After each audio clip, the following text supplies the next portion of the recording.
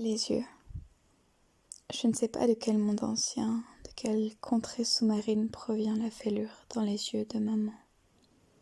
Je sais qu'il y a un peu la mer dans sa pupille, et l'époque où les calanques étaient secrètes. Mais le nuancier des regards de maman conserve une part de mystère. Si nous voulions aborder sa fêlure tous les deux, nous resterions muets comme une cité perdue. Pour bien aborder la fêlure de maman, mieux vaut encore ne rien dire. Elle ressemble à la tristesse sauvage dont parle Oriane. On ne peut l'apprivoiser avec des mots. Peut-être que c'est comme le vent. On peut sentir le vent, le nommer, le reconnaître. Déjà enfant, on le voit sur les arbres. Mais jamais on ne pourra atteindre sa nudité, jamais on ne pourra épuiser sa signification. À travers la fêlure passe un peu de lumière, mais il est impossible de savoir qui ou quoi la dessiner. On ne peut pas raconter l'histoire de cette fêlure. Elle n'a pas de passé, de biographie, de généalogie d'ancêtres. On ne peut lui prêter de matérialité ou l'inscrire dans une chaîne de causes et d'effets.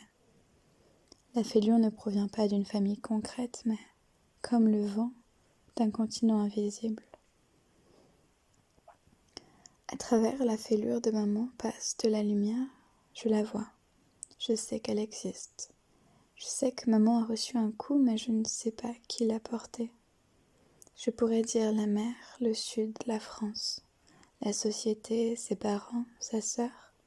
Je pourrais dire les hommes. Je pourrais dire papa. Mais ça ne suffit pas. La fêlure de maman est aussi vieille que celle d'une montagne. Fêlure géologique, minérale, trop ancienne pour une mémoire d'humain. Elle est plus territoriale que temporelle. Elle existe et rien ne suffit à l'expliquer.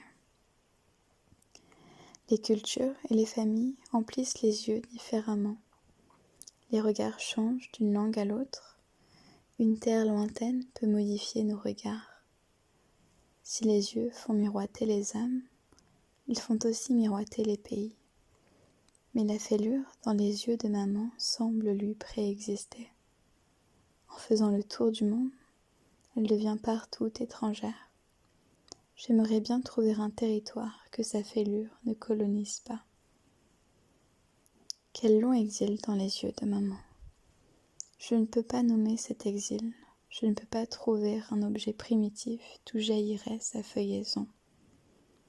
L'origine de la fêlure est introuvable comme la première forme du mythe. Il y a un événement qui s'effectue dans les yeux de maman, mais sans ses yeux il n'existerait pas. Cet événement restera à jamais dans les yeux de maman, mystérieux et plein. Le vent de la tristesse dans les yeux de maman demeure inépuisable.